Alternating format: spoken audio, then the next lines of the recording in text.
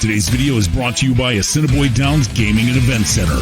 And be sure to tune in to Trust the Profits Live Mondays at 8 p.m. Eastern for Monday Night Lights, hosted by Matthew DeSantis. Salutations and welcome, friends, to a Trust the Profits roundtable discussion about this year's 2023 and 155th Belmont Stakes.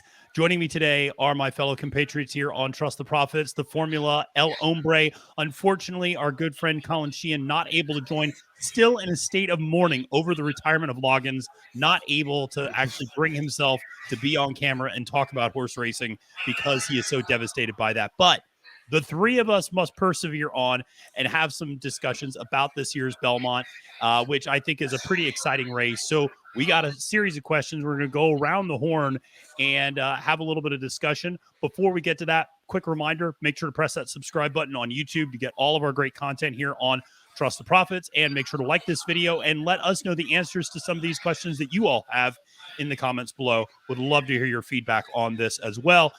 But listen, we're going to start talking about this year's Belmont by talking about the Belmonts of yesteryear. And so the first question that I have as we go into Belmont Week and the Belmont Stakes and the formula, I'll start with you, is what was your favorite or most memorable Belmont memory in the last 25 years? And I bring that up because we're, of course, celebrating the 50th anniversary of Secretariat and moving like a tremendous machine moment in 1973. But over the last 25 years, what's been your favorite or most memorable moment at the Belmont Stakes? I mean, Secretariat had acreage between him and the next horse, but I'll go with the T-ball on this one and say 2018 Justify. I mean, say what you want about asterisks or anything like that, but that's a horse that completed the Triple Crown, which, I mean, it's tough enough to get the first two jewels of the Triple Crown to go from Derby to Preakness, and then he tied all three together.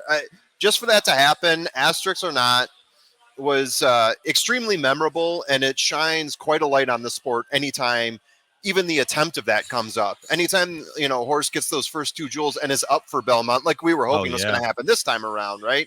So for me, right, Justify, I think is the easy answer here, and that's going to be my answer. Yeah, no, absolutely. And one of the rare horses to be able to take them gate to wire. I just did a series about that, looking at, you know, going from gate to wire. Only 3 times that's happened since 2001. So, El Hombre, listen, you've been following the sport for 2+ decades really closely. Looking back over the last 25 years, what's a kind of a memorable moment or favorite Belmont that you have? It's Pharaoh. I mean, Pharaoh winning the Triple Crown, not Justified. Pharaoh was the biggest moment in horse racing in my lifetime, for sure. No question. There's not even a discussion to be had.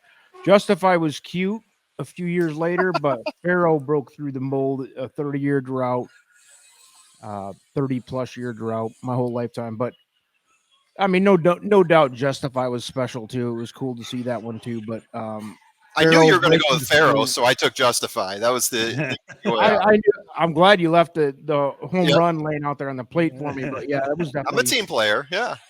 Well, there's been a lot of great moments.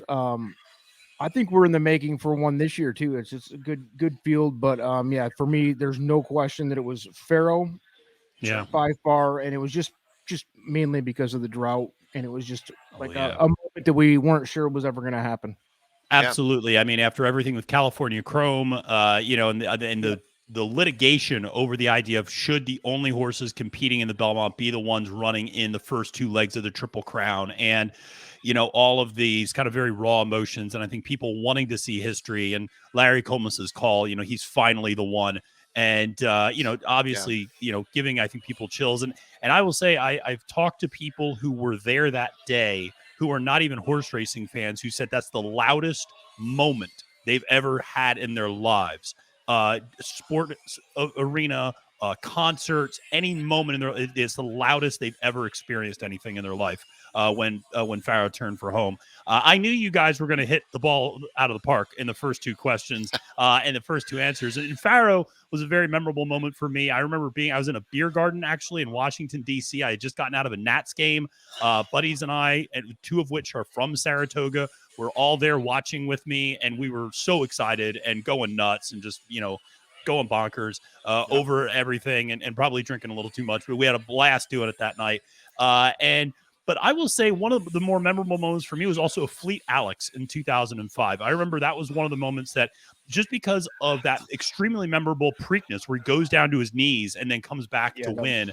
And then he comes back 3 weeks later and just blows away the field.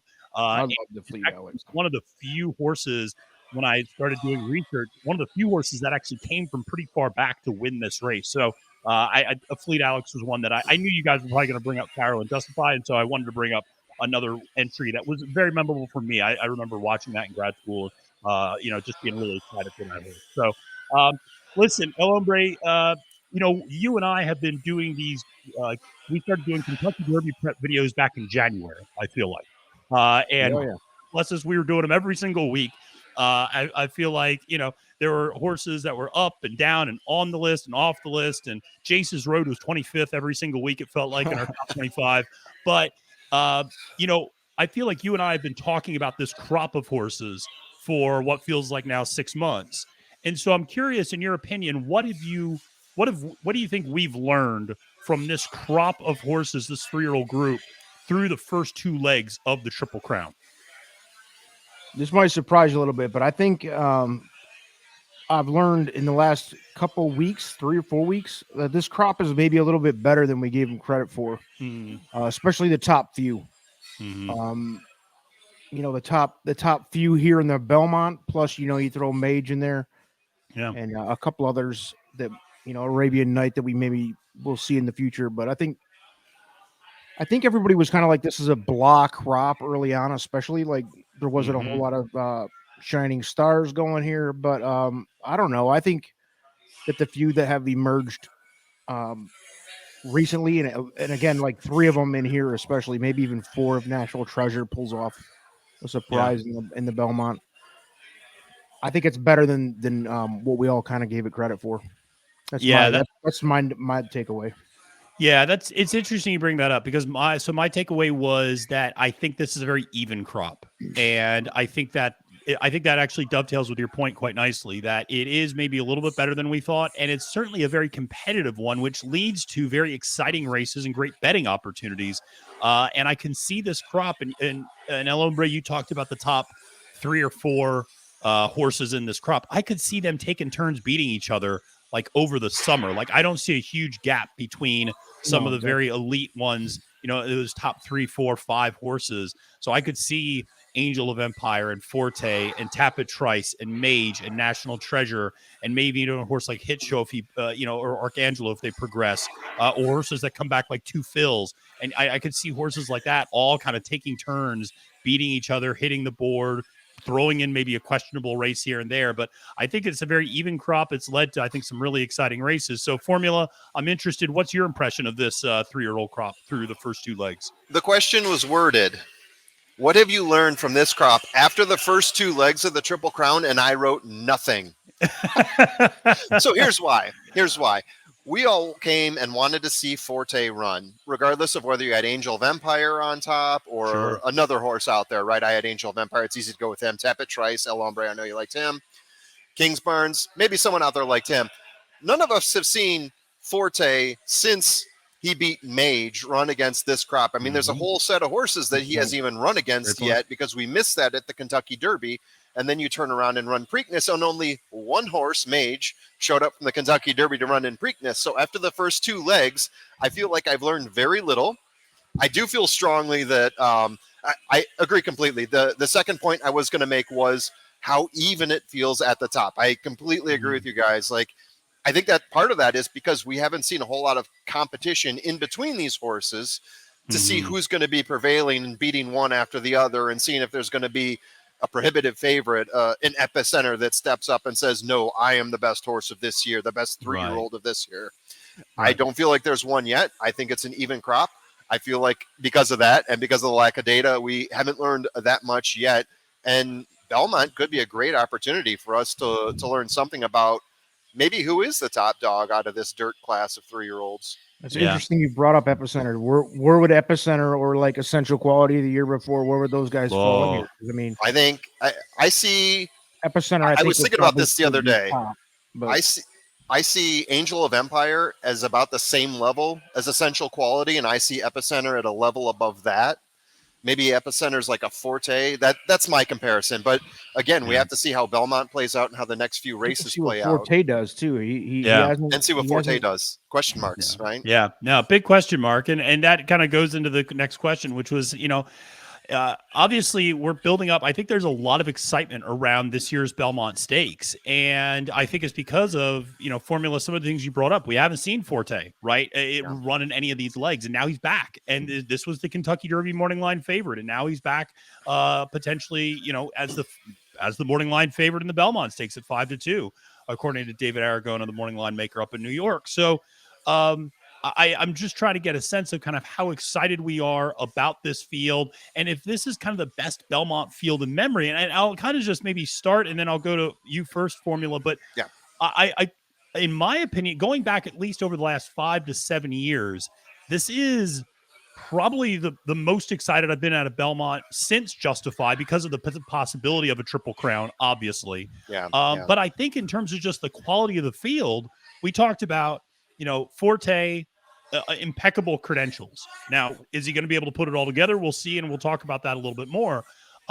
Angel of Empire, huge horse that ran a big race, obviously, in the Kentucky Derby. You have Tappa Trice, who I think a lot of us have pegged for a long time as being a Belmont horse. And then you have the Preakness winner, National Treasure, coming into this. I mean, those are 4 very, very strong horses that are 5-1 or lower on the morning line. It's a very competitive field. I'm really excited about this one. I think this is one of the best Belmonts we've had recently. Interested in your take on this. Yeah, I think I'm going back to the point we made earlier that it's very even. If you look at the ranking of the morning line odds, the winner of the Preakness is ranked 4th in terms of morning line ranking, right? He's going off at, he's starting at 5-1 right now. I think that's going to change. Obviously, all of these are going to change, but I think there's going to be more money going to him. I know, El Hombre, you disagree with me on that. Vehemently. Yeah, I think very even at the top. It's going to be extremely competitive in handicapping this and looking for a top 4, and then looking for one of those 4 to give you some sort of return, apart from a bunch of 3-1s. Yeah, it's difficult because you're going to have to leave off a very good horse, and you're going to have to find a reason to do that. I struggled with it. I went back after I saw this the morning line come out, and I struggled, and I'm not sure I like the horse that I left off necessarily, but I'm going with it, right? Yeah, absolutely. So, El Hombre, how excited for you? Because you and I have been talking off camera about this a little bit. I know you're pretty stoked about this year's Belmont. I mean, how excited are you? And do you think this is kind of a pretty? I think this is one of the better fields we've seen recently. Definitely, yeah. The Belmont has been shit the last few years, to be honest with you. And just to clarify that, horses. just to point that out, We the People was the morning line favorite last year. Let's remember that. So that's where we're starting from. 365 days ago. Exactly. Who? Yeah. Wow. I forgot about that. I mean, but Mo Donegal won, and he was one of my favorite horses for the Derby that year. Go ahead, He was cute, but he was nothing like any of these top 3 or 4 or 5 even.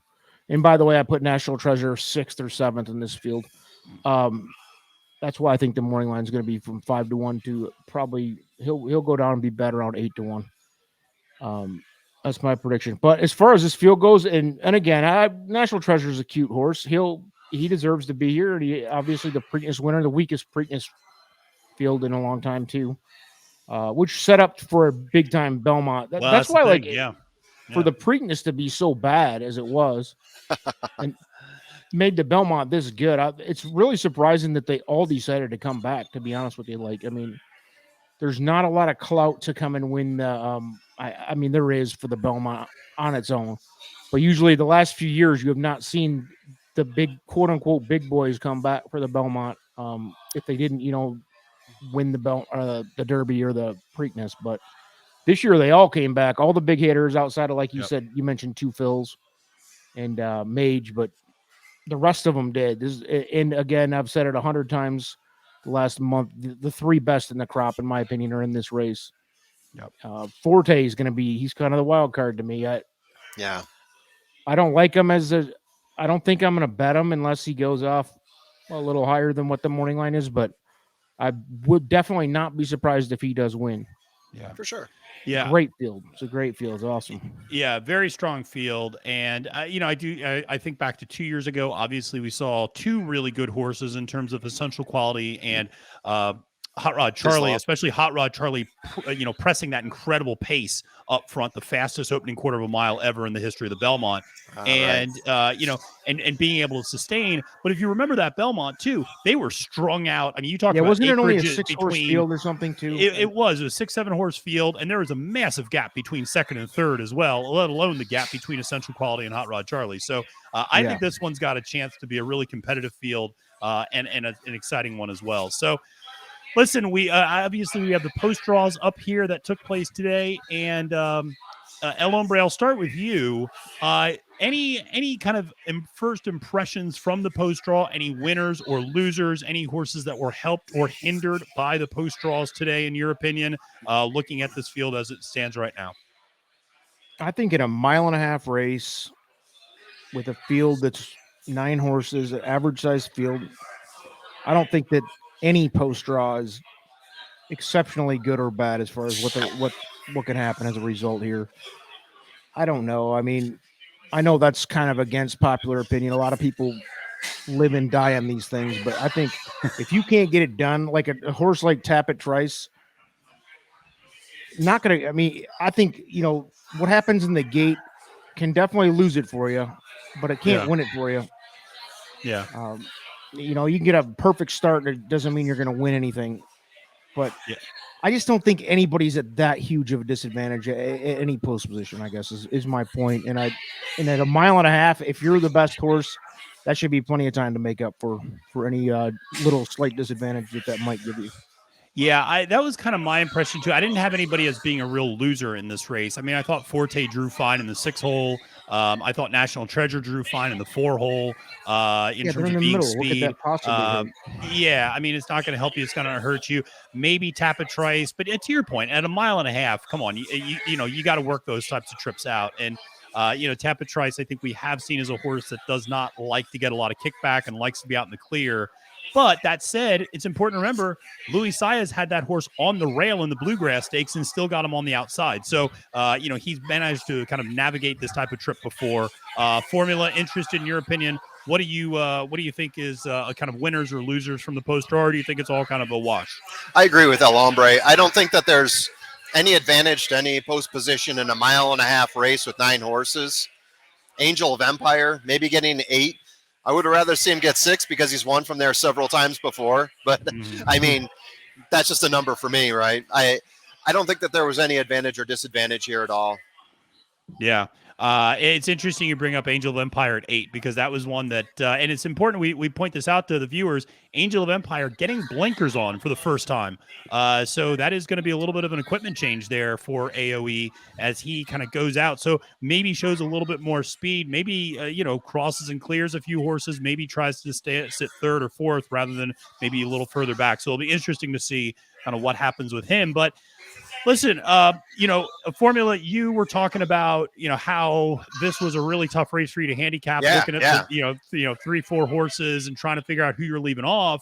And so I'm going to start with you. Kind of what's the biggest question, or maybe it's the biggest unknown for you? I know you're a big data guy. And so what's the biggest unknown variable out there from a handicapping perspective when you were going in and looking at this race? I mean, to me, it's Forte, right? Coming off of the Derby. And again, I'm going for the obvious one here. But for me, Forte, his health, what happened to him at the Derby, how bad was it? Is 5 weeks healing enough for him? Especially, I mean, if it was any other race, if it was a 9 furlong, an 8.5, right?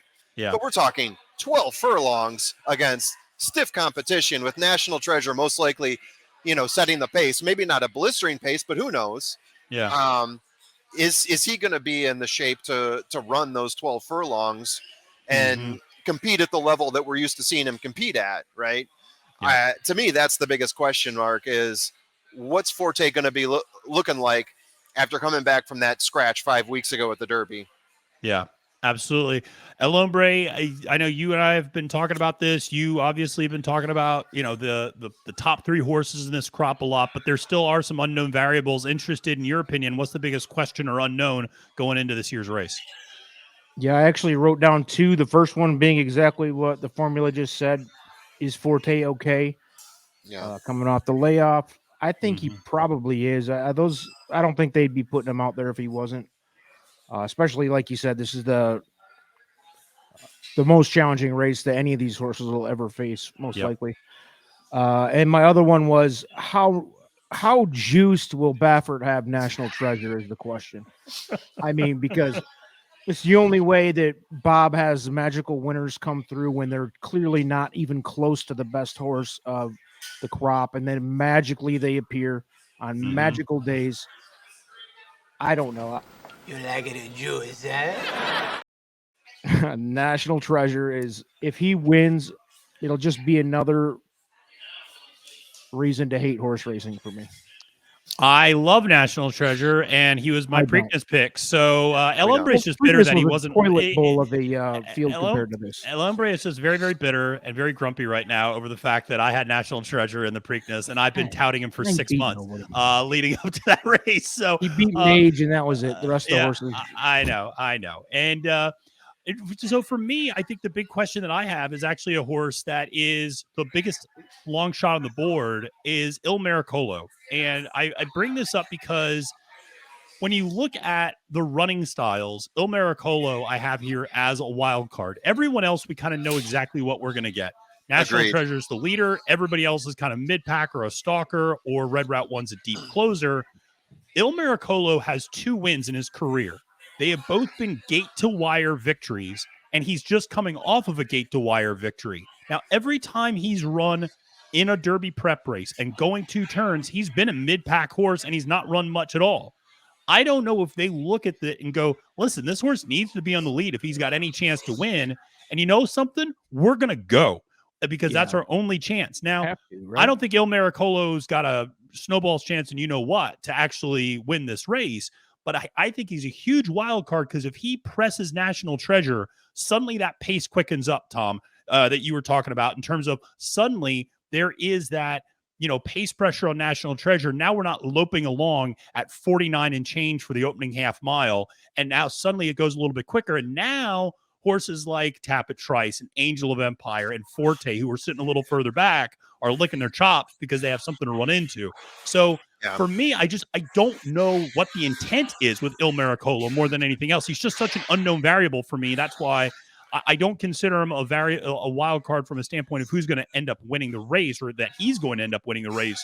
But just in terms of the race shape, I just don't know. Yeah, what's the game plan? And his owner. Honestly, though, guys, that the same thing could be said for National Treasure. Don't they have to send it fully with him too? The only real shot he has. But National Treasure is going to go, but nobody else is going to go with him. So he's just going to go and do what he did in the Preakness and just set whatever fractions he wants up front, and then get buried by 20 and probably finish 8. But my point is that Il Miracolo is going to put pressure on him potentially, rather than letting him just kind of lope along and set whatever fractions he wants up front. Yeah, I agree with that. That's interesting. It's an interesting take that I hadn't really thought of on him. Yeah, I mean, it's just Il Miracolo just is a wild card. Like him getting entered in this race was just bizarre, and now that they're and he's also got some weird running lines. And then I do love what his owner said at the Belmont post draw when he goes, "I like to gamble." And I go, all right, my man, let's do this. So, he's clearly gunslinging. We'll see what he ends up doing there at the Belmont Stakes. But and my other one that I just mentioned very quickly was Tapit Trice was my other question mark. It just what type of trip are we going to get from Tapit Trice? And that always seems to be the $64,000 question when we go into these types of races in terms of. I thought it was interesting. So nobody was really taken aback by the level of juicing for National Treasure besides me. I think that's a big factor, don't you? I do not think that's a big factor at all because he was a horse that I loved his pedigree and I thought he was going to win the Preakness. I'm not saying nothing against the horse. I'm just saying. All right. So listen, let's move on to the fact that I want to try to find some value in this race because Formula, you brought up that.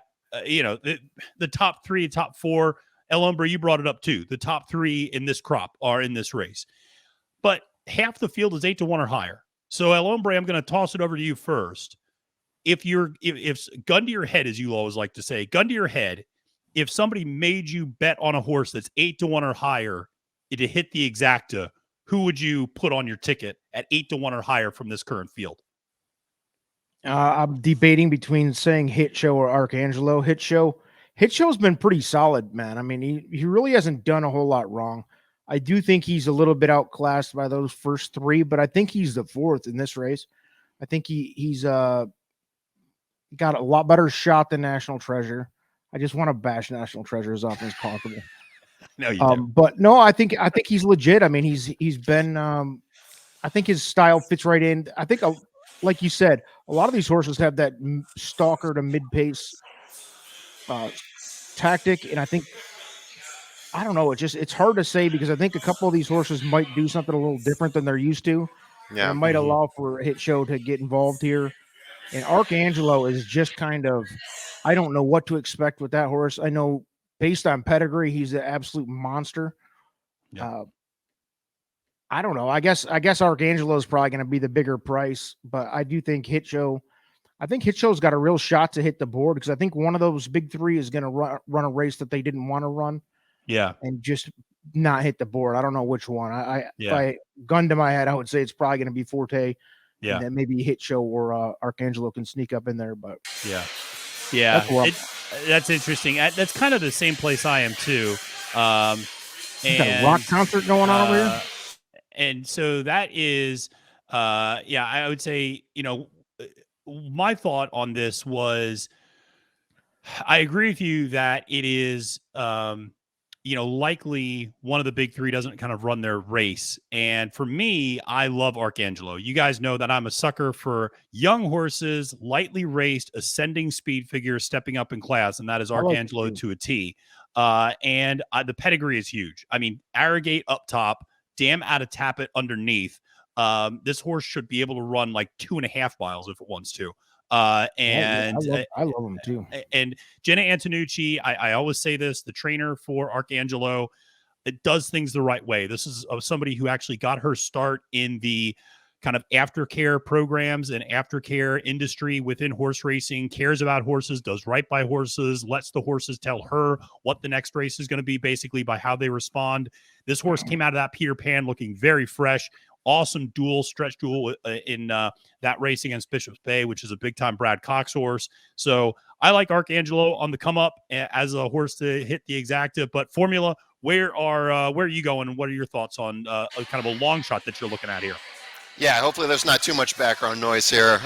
It ramped up a little bit, but originally I was going to go with, Red Route 1. We've been talking about that horse targeting for Belmont since we saw him run like 6 months ago, it feels like. But I've been running sour on him. In the big races, I feel like he hasn't been hitting the board as much as we've seen.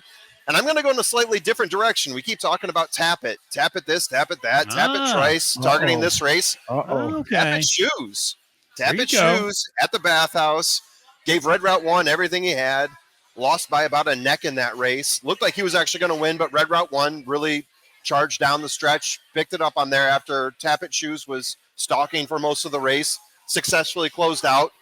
But I mean, let's talk about going 1.5 miles. Another Tap It horse, Tap It Shoes at 20-1. Brad Cox, Jose Ortiz. I'll go with a long shot there and add Tap It Shoes in and see what happens.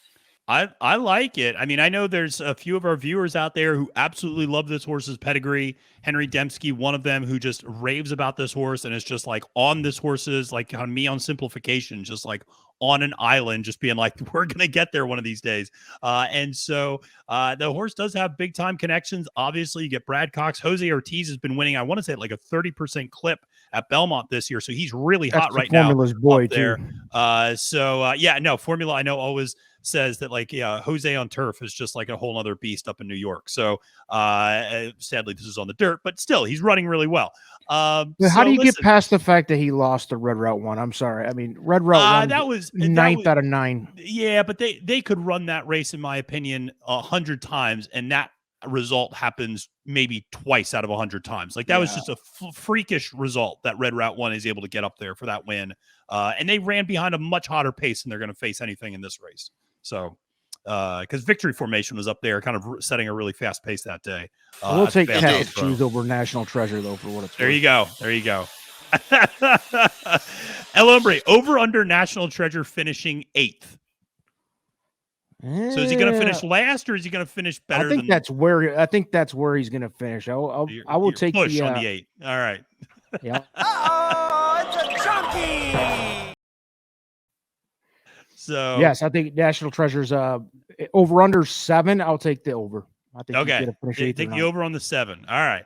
Well, listen, we're not here to pick who's going to finish 7th. We're here to pick who's going to win the race. So, with that being said, Formula, before the rock concert gets going where you're hanging out, what is your pick for this year's Belmont Stakes? I know you went back and forth over it a bunch. So, I know that, debating those top 3 was kind of a tough one for you, but ultimately interested in where you ended up going with your selection here in the Belmont this year. And we're going to...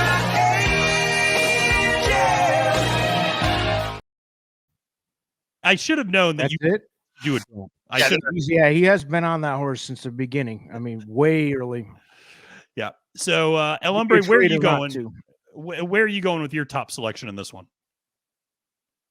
Me? Yeah. I missed it. I was too busy listening to Aerosmith Resets. I could tell. I got one with a slight caveat. It's Tapit Trice, who's been my horse all year, and he's running the race that he was built for. Mm-hmm. Unless he has one of his famous stumble out of the gates that's to his detriment, and then I too am on Angel of Empire. But I do think this is the race that Tapit Trice gets it all together. All right. So I think he's gonna, if he gets out of that gate decent, I think he's gonna embarrass the rest of them, to be honest. Listen, I was on Angel of Empire in the Kentucky Derby. I don't think he did anything wrong in that race. He finished 3rd. The top 2 horses are not running today at the Belmont or the Saturday at the Belmont. So I'm also going to go in the Pennsylvania bred. I'm a native of Pennsylvania, hoping maybe some revenge for Smarty Jones, and getting that stakes done. Angel of Empire is my top selection, and my top choice. Just not going to go off this one. And I'll kind of, in my opinion, Forte is a takeout reducer here. He's a total toss. I don't think Forte. I think Forte doesn't even finish 5th. I think I don't think Todd Pletcher. How about a little side bet? Forte or National Treasure, who finishes higher? Yeah, our TikTok video. I'll take that. I'll take that. We'll talk off camera about that one, but yeah, I like that. I don't think Todd Pletcher wants to run Forte in the Belmont Stakes. I think Rapole wants to run Forte in the Belmont Stakes. And I'm just going to say, I mean, far be it from me to start doing television psychology, but when they had the draw today, Todd Pletcher went up for the draw for Tapit Trice. Mike Rapole went up to pull the draw for Forte. I think that tells you everything you need to know about kind of the dynamics of that relationship. Mike Rapole wants this with Forte. We saw him stumble yet again during a morning workout, just like he did before the Kentucky Derby. Now, it sounds like the horse is perfectly fine, but I think this horse might have peaked El Hombre when we saw him at the Florida Derby. I think that was maybe the highlight, and coming back from a 10-week rest. I know some people will say, well, he's really well rested to go 12 furlongs. I think he's a toss and takeout reducer, and I'm thrilled that people are going to be betting on him on Saturday. So that's my hot take. Do you think he hits the board? No, I don't. I don't think he hits the board at all. I see Angel Empire, Tapit Trice, and Arcangelo as my top 3. I'm not entirely sure about the order of the next 2, but those are my top 3. I will say that I agree with you on Angel of Empire. I thought Angel of Empire was the best horse on Kentucky Derby Day, and I know that sounds crazy because he didn't win, but I said it in a different video earlier in the week. I think that just tactically, I think he may have underestimated Mage and Two Phils a little bit and came a little late, but he was coming harder than anybody, and I thought he looked like the best horse on Kentucky Derby Day, even though he came up short. Absolutely. He's gonna win if Tapit Trice has any issues. Yeah, Absolutely. Well, listen, that's going to do it for the Trust the Profits Roundtable. Appreciate you guys' time. I hope we get to do this again. Maybe we'll do this again, even though we did it around the Triple Crown. We'll do it again, maybe up at Saratoga, like halfway through the Saratoga meet or something like that. Before before the Travers or something, when we see these 3-year-olds kind of show themselves off again. So listen, folks, make sure to press that subscribe button here on YouTube. Make sure to like this video, comment below with who you think is going to win the 155th Belmont Stakes. For the Formula and El Hombre, my name is Matthew DeSantis, wishing you a great and prosperous day at the races and reminding you that it's now post time.